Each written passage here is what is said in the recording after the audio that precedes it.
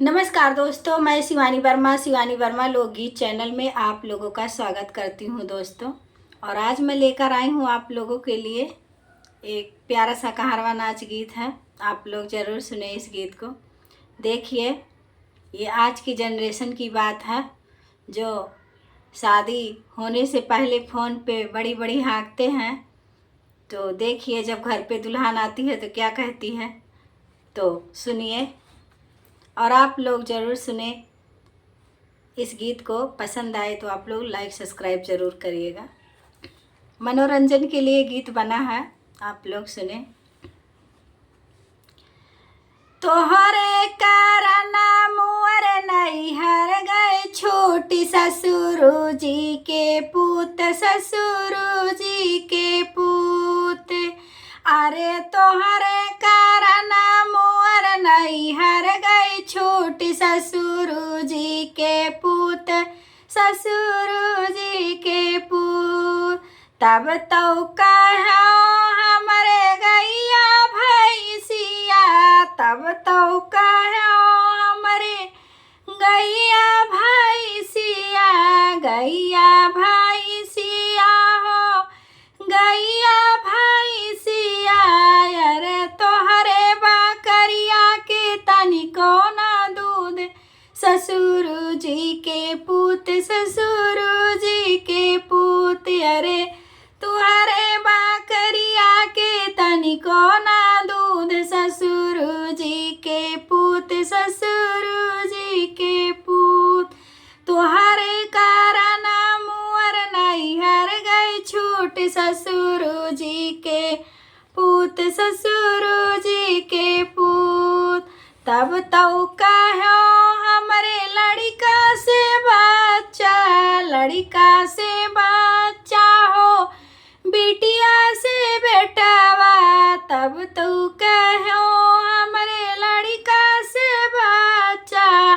अरे तोहरे कामैया में तनिको ना बूत, ससुर जी के पूत, ससुर जी के पूत। तोहरे कामैया में तनिको ना बूत, ससुर जी के पूत, ससुर जी के पूत। तुहरे कारण मुअर नैहर गई छोटी ससुर जी के पूत, ससुर जी के पूत। तब तो कहो हमरे महला दू महला, महला दू महला हो, घरवा दू ताला, महला दू महला हो, घरवा दू ताला। अरे तोहरे छपरिया के फरिको टूट, ससुर जी के पूत, ससुर जी के पूत।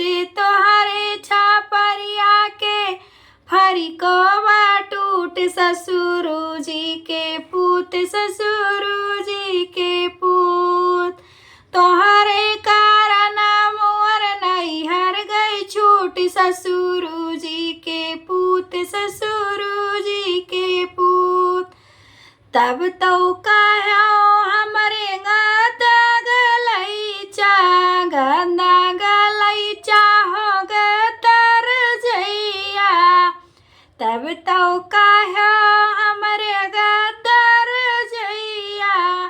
अरे तुहरे पालंगिया के पटियो गए टूट, ससुर जी के पूत, ससुर जी के पूत। अरे तुहरे पालंगिया के पटियो टूट, ससुर जी के पूत, ससुर जी के पूत।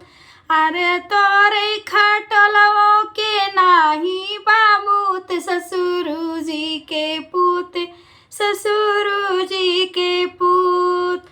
तोहरे कारण मुअर नैहर गई छूट, ससुर जी के पूत, ससुर जी के पूत।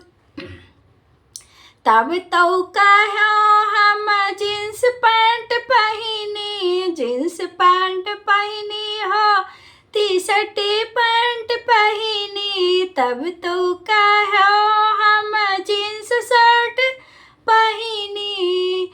अरे तोहरे पैजामा के डोरियो बा टूट ससुर जी के पूत, ससुर जी के पूत। अरे तोहरे पैजामा के डोरियो बा टूट ससुर जी के पूत, ससुर जी के पूत। तोहरे कारण मोर नैहर गए छूट ससुर जी के पूत, ससुर जी के पूत। तब तो कहो हमरे माई बहिनिया, माई बहिनिया हो भाई भौजैया। तब तो कहो हमरे माई बहिनिया, माई बहिनिया हो भाई भौजाई। अरे तोहरे दुआरी कुकुरियों के न पूछ ससुर जी के पूत, ससुर जी के पूत।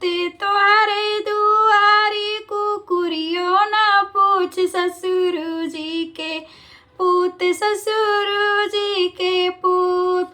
तोहरे कारण मोर नैहर गए छूट ससुर जी के पूत, ससुर जी के पूत। अरे तोहरे कारण मोर नैहर गए छूट ससुर जी के पूत, ससुर जी के पूत।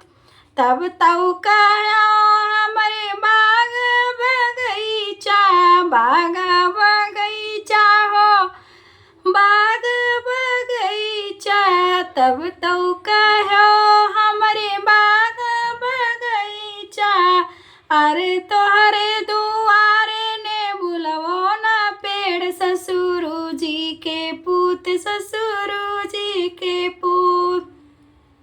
अरे तोहरे दुआरे ने बुलवो के ना पेड़ ससुर जी के पूत, ससुर जी के पूत।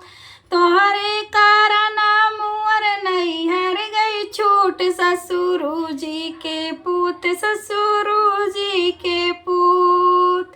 तब तो कहो खुआ मिठाई खियाइबे, तब तो कहो रोज खोया खियाइबे, खोया खियाइबे हो मिठाई खियाइबे। तब तो कहो रोज खोवा खियाइबे। अरे तोहरे कमैया में ना दाल रोटियों के बूत ससुर जी के पूत, ससुर जी के पूत। अरे तोहरे ना दाल रोटियों के बूत ससुर जी के पूत, ससुर जी के पूत। तोहरे कारण मोर नैहर गई छूट ससुर जी के पूत, ससुर जी के पूत। तोहरे कारण मोर नैहर गई छूट ससुर जी के पूत, ससुर जी के पूत। धन्यवाद दोस्तों। देखिए दुल्हन उनका कैसे कैसे सब बड़ाई ख़त्म कर दी। तो ऐसा तो नहीं करना चाहिए, जो रहे वही कहना चाहिए। ये गीत बना है मनोरंजन के लिए, तो आप लोग सुने, खूब आनंद लीजिए, खूब आप लोग भी गाइए। किसी दीदी ने ये गीत गाई हैं तो हम भी गा दिए, तो आप लोग को पसंद आएगा तो प्लीज़ आप लोग अपना प्यार दुलार ज़रूर बनाए रखिएगा।